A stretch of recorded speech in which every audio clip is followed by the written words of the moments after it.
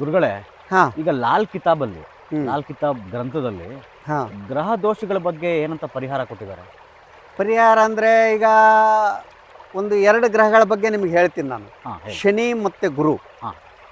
ಶನಿ 7ವರೆ ಶನಿ ಬಂದಾಗ, 7ವರೆ ಶನಿ ಅಂದರೆ ಅದಕ್ಕೆ ಸಾಡೆ ಸಾತಿ ಅಂತಾರೆ. ಹ್ಮ್. ಸಾಡೆ ಸಾತಿ ಬಂದಾಗ ಮನುಷ್ಯನ ಜೀವನದಲ್ಲಿ ಅದು ಹ್ಮ್.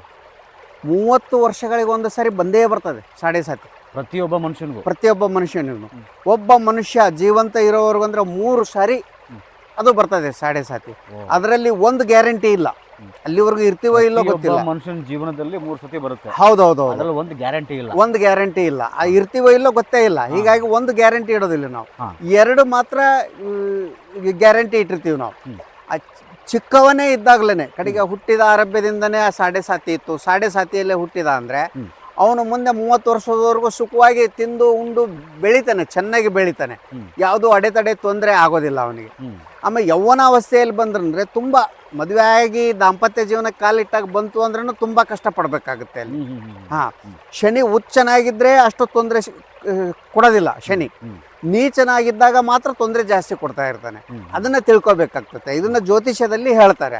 ಅದು ಸಂಪೂರ್ಣ ನಿಮಗೆ ಅರ್ಥ ಆಗೋದಿಲ್ಲ. ಅದು ಜ್ಯೋತಿಷ್ಯಗಳ ಕಡೆಗೆ ಹೋದಾಗ ಅವರು ಎಲ್ಲ ಕಂಪ್ಲೀಟಾಗಿ ಅದನ್ನು ತಿಳಿಸಿ ಹೇಳ್ತಾರೆ. ಈ ಥರ ಇದೆ, ಈ ಥರ ಇಲ್ಲ, ನಿನಗೆ ಈ ದಶೆ ನಡೀತಾ ಇದೆ, ಈಗ ಈ ಭುಕ್ತಿ ನಡೀತಾ ಇದೆ, ಇಂತಹ ಸಾಡೆ ಸಾತಿಯ ಕಾಡಾಟ ನಿನಗೆ ಪ್ರಾರಂಭ ಆಗಿದೆ ಅಂತ ಅವ್ರು ತಿಳಿಸ್ತಾರೆ.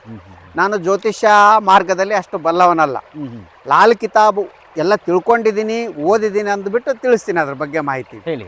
ಹಾಂ, ಶನಿಗೆ ಏನು ಮಾಡಬೇಕಂದ್ರೆ ಶನಿ ಪೂಜನ ಶಮಿ ವೃಕ್ಷಕ್ಕೆ ಮಾಡ್ತಾನೆ ಇರಬೇಕು. ಪೂಜನ ಪ್ರತಿದಿನ ಬೆಳಿಗ್ಗೆ ಸಾಯಂಕಾಲ ಪೂಜೆ ಮಾಡಿ ಅಲ್ಲಿ ಸ್ವಲ್ಪ ಎಳ್ಳು ಹಾಕಿ, ಒಂದು ಸ್ವಲ್ಪ ನೀರು ಹಾಕಿ, ಅದಕ್ಕೆ ಒಂದು ಕಂಕಣವನ್ನು ಕಟ್ಟಿ ಪ್ರತಿದಿನ 9 ಪ್ರದಕ್ಷಿಣೆ ಹಾಕಬೇಕು. 1 2 3 ಹೀಗಲ್ಲ, 9 ಪ್ರದಕ್ಷಿಣೆ ಹಾಕಬೇಕು.